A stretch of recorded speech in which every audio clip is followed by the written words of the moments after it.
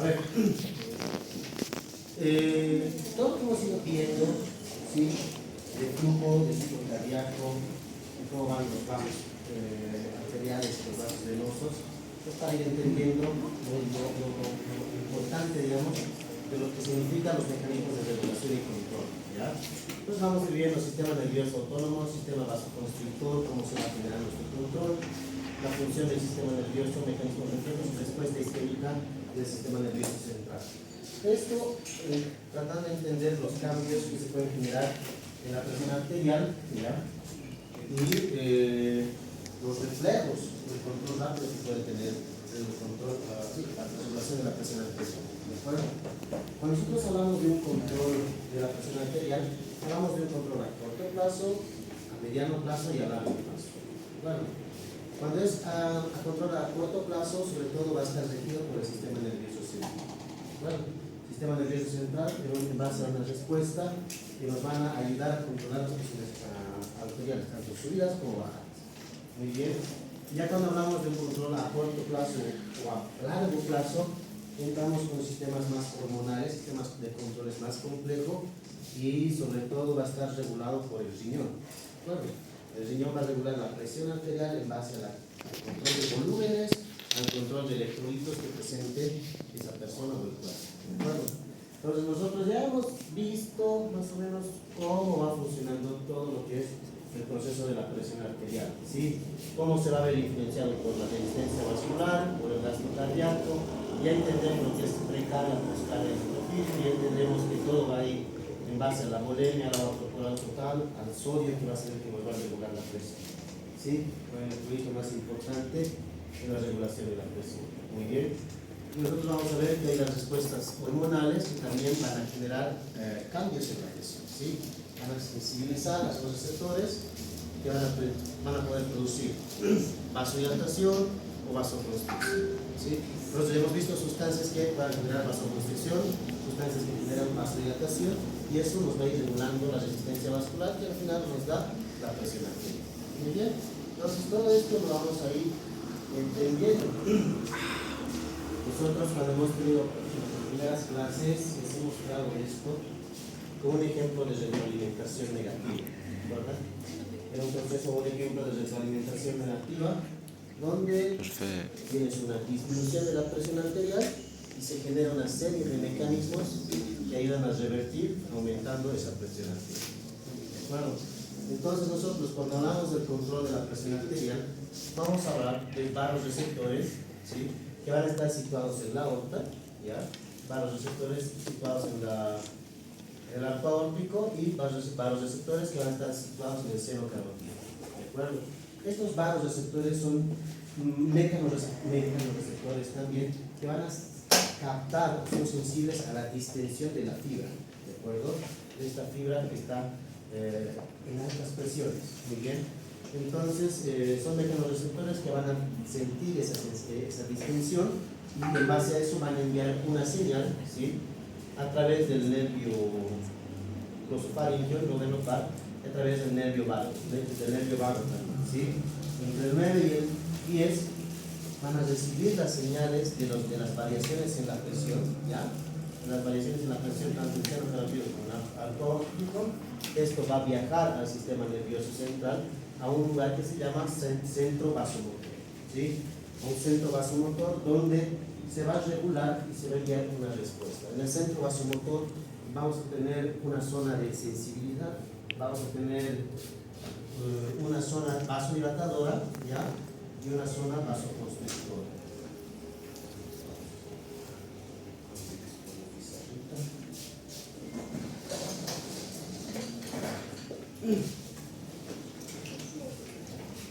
Nosotros tenemos el centro vasomotor. ¿Ya? Esto va a estar ubicado entre el puente y el bulbo raquídeo, ¿de acuerdo? En la parte inferior del puente.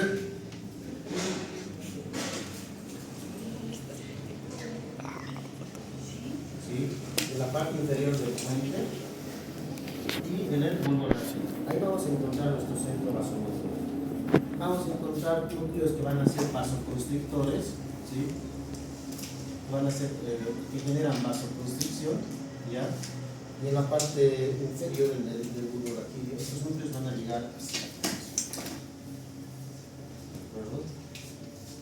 Y vamos a tener otros núcleos que van a ser vasodilatadores. Generan vasodilatación. ¿De acuerdo? Y vamos a tener en una zona posterior, ¿sí? En una zona posterior, localizada más o menos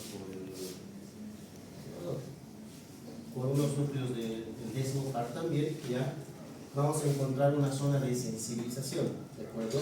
Una zona de sensibilidad, zona sensible, ¿sí? Que va a recibir las señales tanto del décimo como del noveno par, ¿de acuerdo? Desde aquí se envía la señal a la para producir vasodilatación o para producir vasoconstricción, ¿de acuerdo? Desde ahí se envía la señal positiva o negativa. En realidad, la zona de vasodilatación, si este centro vasodilatador inhibe al centro vasoconstrictor, ¿de acuerdo?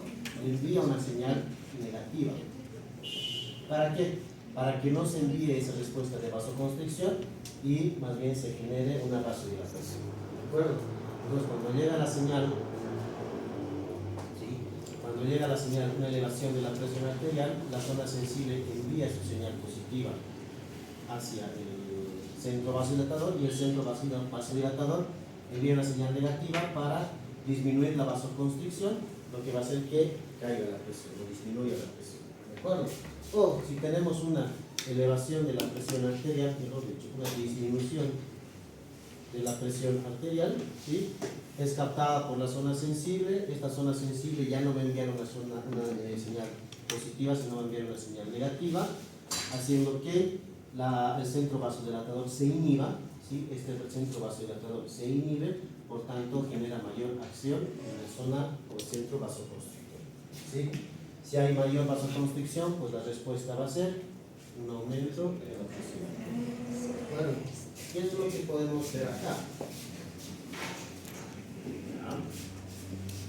Viene los nervios sensibles, el noveno y décimo par, llega la señal. Desde acá, desde el centro vasomotor, se le envía una respuesta a través de los nervios vagos, ¿sí? A través de los nervios cardíacos aceleradores simpáticos y los nervios vasomotores también simpáticos, ¿de acuerdo? ¿Qué es lo que nosotros tenemos acá? Tenemos una disminución de la presión arterial, es captada por los vasoreceptores en el arco aórtico y seno aórtico, ¿sí? Desde ahí se envía la señal hacia el centro del control, a un centro vasomotor, ¿ya? Donde se va a enviar una respuesta: mayor estimulación simpática, acuérdense, mayor estimulación simpática, menor estimulación parasimpática, ¿ya? Y mayor secreción de adrenalina, noradrenalina. Mayor estimulación simpática, el simpático que hemos dicho, el nervio simpático, los impulsos simpáticos nos van a generar aumento de la frecuencia cardíaca, nos van a generar mayor fuerza de contracción, ¿sí? Y hay liberación de noradrenalina, adrenalina. Estos son vasoconstrictores, ¿no ven? Estos van a generar sus efectos: aumento del volumen sistólico por aumento de la frecuencia y aumento de la fuerza de contracción, ¿sí? Y lo que genera aumento del gasto cardíaco, ¿ya? Y también te produce vasoconstricción por la noradrenalina, adrenalina, ¿sí? Que tiene sus receptores adrenérgicos, los vasos sanguíneos, lo que va a generar un aumento de la resistencia vascular sistémica y entonces se genera un aumento de la presión arterial, ¿de acuerdo? ¿Cómo va viajando? Se tiene una respuesta desde los nervios, sistema nervioso central, viaja a la médula, desde la médula, a través de ganglios del tronco simpático, se va a enviar señales al corazón, tanto al nodo sinusal para aumentar la frecuencia, como a las fibras cardíacas para aumentar el volumen, ¿de acuerdo? Pero al mismo tiempo la respuesta viaja más allá del nervio, que es de los ganglios del tronco simpático, viajan por los nervios raquídeos, ¿sí? Por los nervios raquídeos viajan hacia los vasos sanguíneos para también producir una vasoconstricción. Y ahí volvemos a lo de siempre, ¿no? Generamos por un lado, con la acción del sistema nervioso simpático, aumento de la frecuencia cardíaca, ¿sí? Y aumento del inotropismo, ¿de acuerdo? Con eso hacemos un aumento del gasto cardíaco, nos va a aumentar la presión. Con la noradrenalina, adrenalina generamos vasoconstricción, nos disminuye el radio, aumenta la resistencia vascular, nos va a aumentar la presión arterial, ¿de acuerdo? Entender esto es clave para darse cuenta cómo está generándose la respuesta a través de la estimulación simpática, ¿sí? Y a través de las hormonas que se van liberando en respuesta a distintos estímulos. ¿De acuerdo? Acá lo que hemos tenido es una disminución de la presión arterial, por tanto, los vasodilatadores se van a inhibir, ¿ya? El sistema parasimpático también va a tener una menor respuesta para evitar, más bien para trabajar en favor de un aumento de la presión arterial. ¿De acuerdo? Bien. Entonces, estos mecanismos de control es corto, mediano y largo. Sí. Entonces, si los vasodilatadores se inhiben, va a haber mayor presión arterial, mayor frecuencia cardíaca.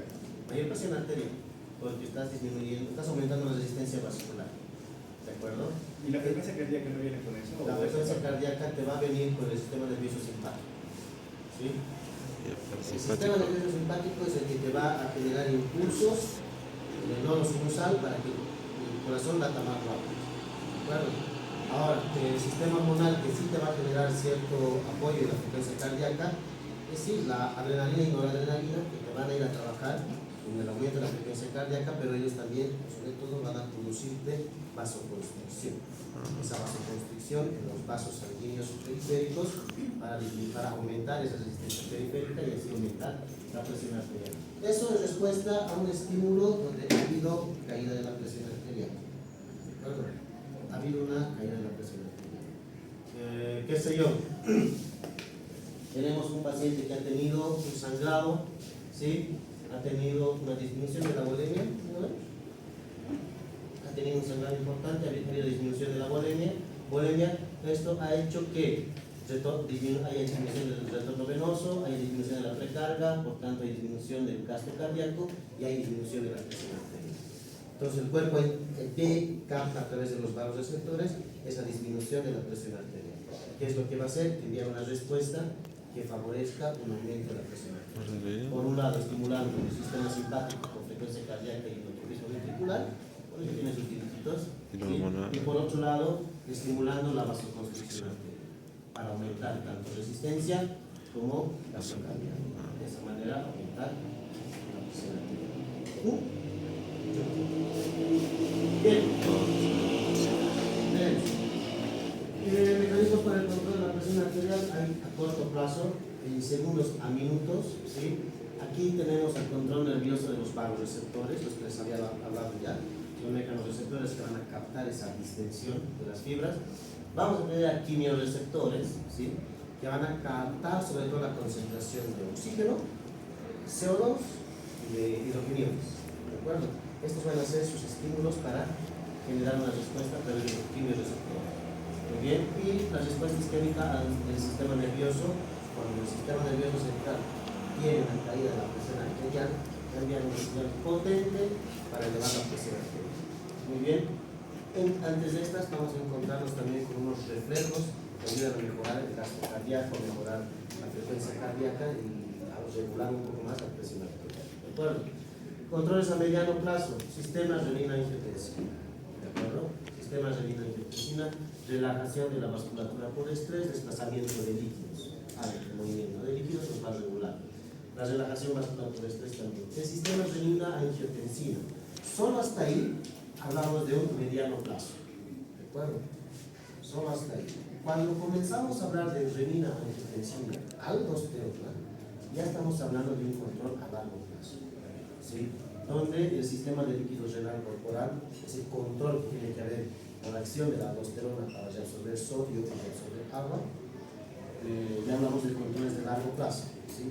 Y es ahí cuando se va perpetuando este sistema renina-angiotensina aldosterona, cuando se generan los problemas de hipertensión arterial sistémica. Bueno, esto los vamos a ir viendo.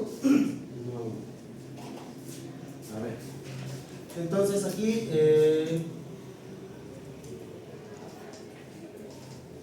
estamos aquí, vamos a ver también lo mismo que hemos visto, la respuesta a través de la captación de varios receptores, ¿sí? Por el nervio vago, desde el callado de la aorta, por el nervio de Hennig, ¿sí? Que va a unirse hacia el glosofaringeo para enviarnos la señal hacia el centro vasomotor, por respuesta vasoconstrictora, vasodilatadora o tal vez cardioinhibidora. ¿De acuerdo? Todo esto se envía en respuesta a través de fibras simpáticas a los vasos sanguíneos, ¿sí? En fibras simpáticas también hacia el corazón. O podemos enviar una respuesta a través del nervio vago con una señal parasimpática para generar también su respuesta del corazón. Ahorita hemos hablado más sobre todo de lo que es la disminución de la presión arterial. Vamos a hacer un aumento de la presión arterial. Si aumenta la presión arterial, se envía la señal al centro vasomotor. Lo que se va a generar es activación de los vasodilatadores y activación de los cardioinhibidores. Es decir, aquí entra el parasimpático, ¿sí? ¿Qué es lo que te va a hacer el parasimpático? Primero te va a generar una respuesta de vasodilatación, ¿ya?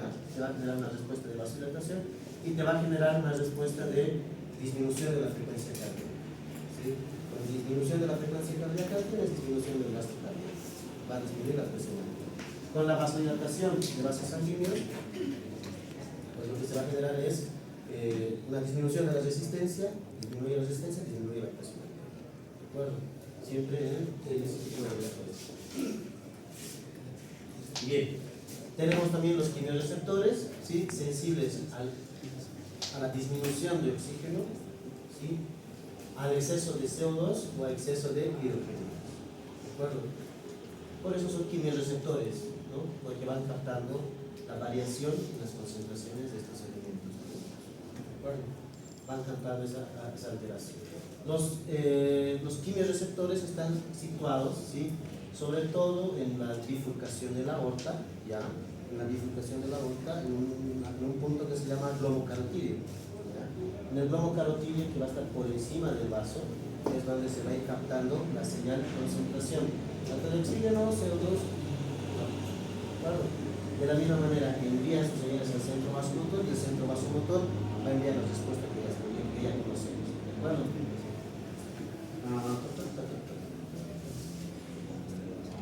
Este datito que actúa cuando una presión arterial media disminuye por debajo de 80 milímetros. Bien. ¿Cómo son estos quimiorreceptores? Ustedes notan acá tenemos el arco aórtico, ¿sí? Donde vamos a tener cuerpos aórticos que van a ser quimiorreceptores, ¿ya? Y tenemos nuestra bifurcación, ¿de acuerdo? Acá vamos a tener nosotros al cuerpo carotídeo, que está un poco por fuera del vaso, es más superficial. En cambio, los vasoreceptores están situados mucho más íntegros al vaso, ¿sí? Y en el seno carotídeo, esta dilatación que ustedes pueden ver, ese es el seno carotídeo, desde ahí van captando la señal los vasoreceptores. Y los quimiorreceptores con un cuerpo carotídeo mucho más externo, ¿no? Para la captación de las señales y las magnificaciones de la carótida, ¿de acuerdo? Estos cromos carotídeos van a tener un axón aferente y un axón eferente, ¿de acuerdo? Un axón aferente y un axón eferente desde donde van a enviar la señal hacia el centro vasomotor. Muy bien, van a tener dilataciones células crómicas que van a hacer nos van a generar el control de las células crómicas. Y aquí nosotros vamos diciendo cómo se genera el control de la presión sanguínea, el envío de señales a partir de las variaciones de oxígeno, del CO2 y de los hidrogeniones. ¿De acuerdo?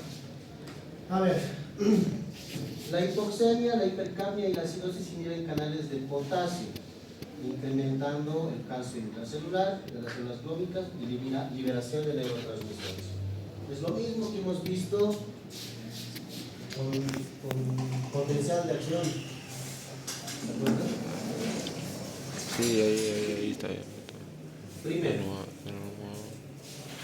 ¿qué es lo que nos van a captar? Disminución de oxígeno, aumento de CO2, aumento de hidrogeniones. ¿Y ese aumento de hidrogeniones qué es? Disminución del pH. Y esa disminución del pH estamos hablando de acidosis. ¿De acuerdo? Estos son los tres estímulos que van a captar estas células glóbulas. ¿De acuerdo? ¿Qué es lo que te van a generar? Disminución de los canales de potasio. ¿Sí? Disminución de los canales de potasio. ¿Qué sucede si hay inhibición de los canales de potasio? Se vuelve negativo. Negativo. ¿Se vuelve más negativo? ¿Tú crees que se hace más negativa? Sí. Si es que no hay Se hace más calcio. positiva. No, negativo. Negativo. Tenemos nuestra célula, tenemos nuestro potasio.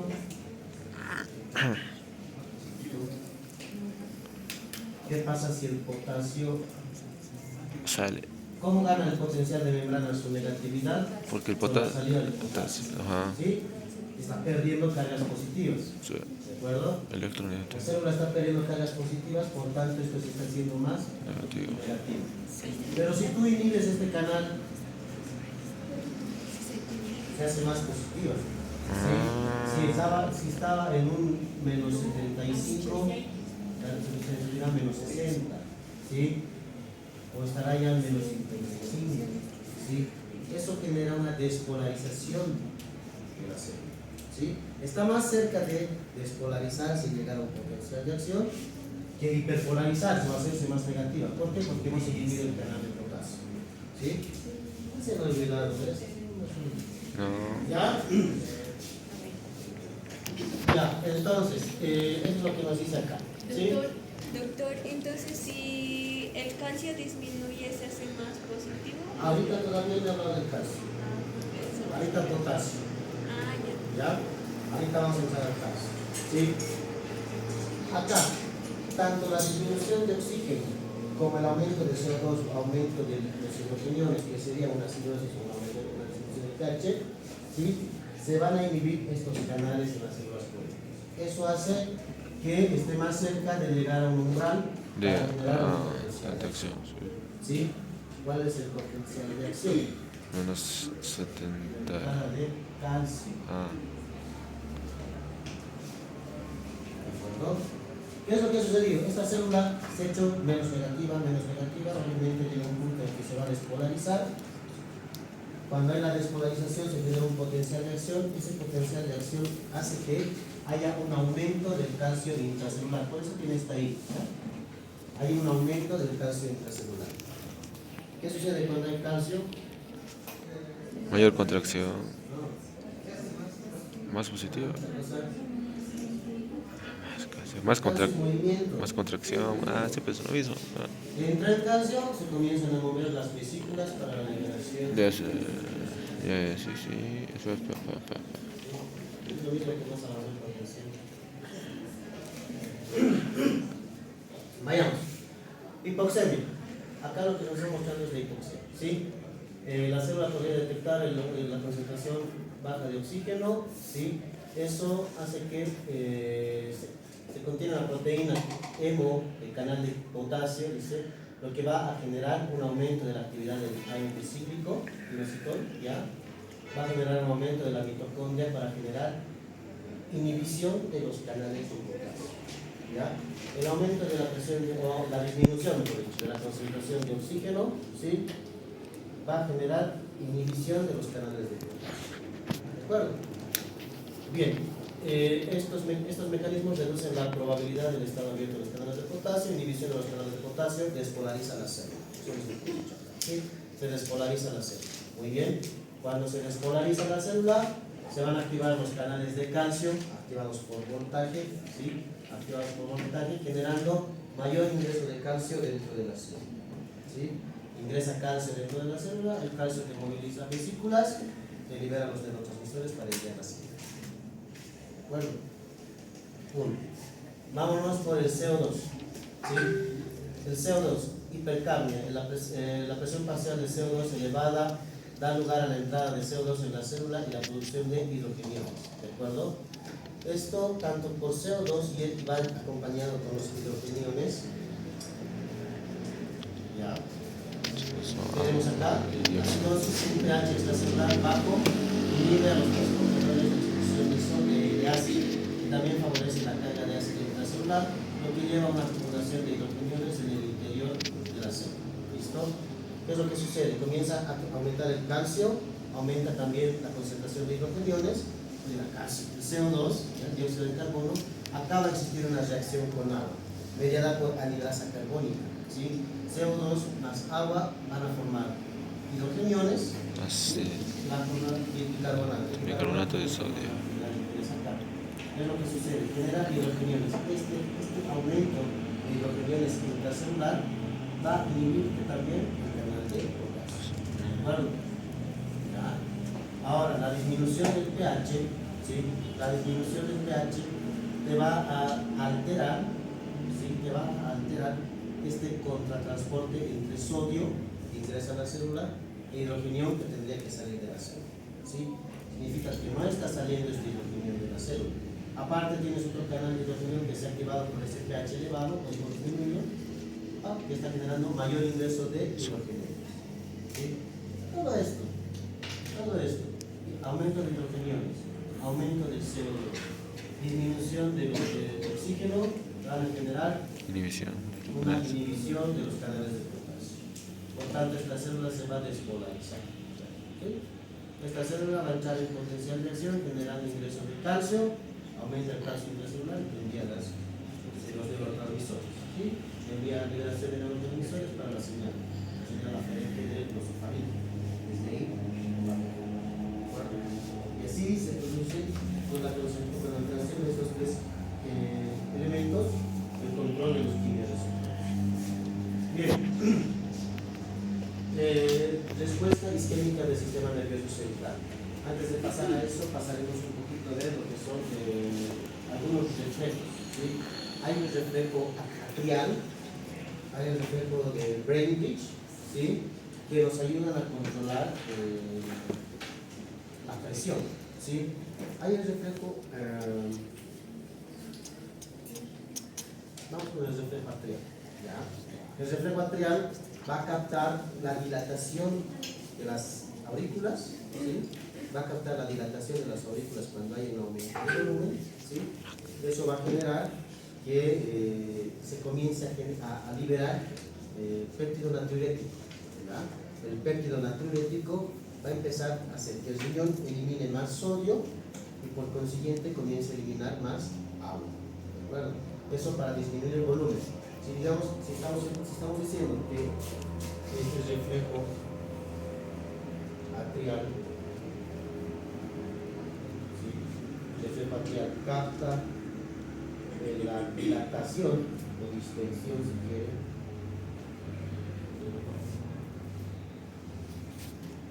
de la aurícula, ¿sí? ¿Sí? Capta la distensión auricular, es porque seguramente aquí está viendo un aumento de volumen, ¿sí? Un aumento del volumen de ese retorno venoso, ¿de acuerdo? ¿Qué es lo que te va a generar este reflejo? Aumento de péptido natriurético, lo que te va a eliminar desde el riñón, te va a generar más eliminación de sodio, y el sodio que va a la agua, ¿no? Por eso, como respuesta vas a tener la disminución del volumen, ¿de acuerdo? Esto va en función del volumen, ¿sí? Si hay demasiada sobrecarga, se genera este reflejo atrial, se genera la liberación. ¿Qué otro reflejo te va a generar este atrial? ¿Qué otra señal, otra respuesta? Te va a empezar a inhibir a la hormona antidiurética, ¿de acuerdo? Te va a empezar a inhibir a la hormona antidiurética. ¿Qué es lo que hace? Inhibe a la ADH, por tanto se comienza a eliminar también más agua. Si cuando tú inhibes a la ADH, la hormona antidiurética, vas a generar mayor liberación de agua o mayor eliminación de agua. Estás eliminando. ¿Vale? Muy bien. A este reflejo se le va a sumar un reflejo que es el de Brainbridge, ¿ya? Que cuando se capta este aumento de volumen, esta dilatación, ¿sí? Cuando se capta este aumento de volumen, te va a generar un aumento de la frecuencia cardíaca, ¿ya? ¿Por qué se genera este aumento de la frecuencia cardíaca? Si hay mayor volumen, mayor distensión, hay mayor acúmulo de volumen dentro de su corazón, ¿sí? Y eso te puede generar turbulencia, estancamiento, favoreciendo la formación de coágulos que puedan viajar hacia el cerebro o así. ¿De acuerdo? Coágulos que se van a formar con los ventrículos, con las aurículas, pues eso sobrecarga de volumen, entonces que puede llegar a generar accidentes cerebrovasculares, isquémicos, ¿sí? O tromboembolismo pulmonar, otra isquémica, ¿de acuerdo? Entonces, para evitar que se estanque la sangre y comiencen a formarse coágulos, viene el reflejo de Brainbridge, ¿ya? Y aumenta la frecuencia cardíaca. ¿Para qué? Para mejorar la expulsión de ese volumen sanguíneo, ¿sí? Para evitar el estancamiento. ¿De acuerdo?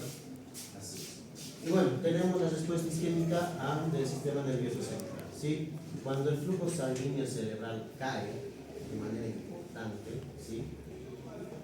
Por defecto nutricional, déficit de oxígeno, aumento de CO2, acidosis láctica, también son los estímulos, ¿ya? Si cae este flujo sanguíneo cerebral, va a hacer que se aumente la presión arterial a 250 milímetros de mercurio, ¿sí? En 10 segundos. ¿Cuánto hemos dicho que es la presión arterial media normal? 100. No, no. 100. 100. ¿Eh? Una presión arterial media normal 100. Va a subir en 10 segundos a 250. O sea, envía una señal tan potente que genera vasoconstricción a nivel sistémico, ¿sí? Aumenta la frecuencia cardíaca, aumenta el gasto cardíaco, ¿ya? Y te va a generar un aumento de la presión en 250. Eso es demasiado, sumamente alta, ¿ya? Y eso es la última trinchera antes de que ese paciente termine de fallecer, ¿sí? Cuando ya llega esta respuesta, es como el último reflejo intentando controlar esa presión para que llegue buen flujo sanguíneo. ¿Bien? Ya les he dicho, la presión arterial o una buena presión arterial te genera un buen flujo o una buena perfusión sanguínea de los tejidos, ¿sí? Es la última respuesta o la última trinchera, se la conoce, antes de que ese paciente termine de fallecer por disminución de las presiones arteriales y pérdida de flujo sanguíneo cerebral. ¿Bien? Gracias.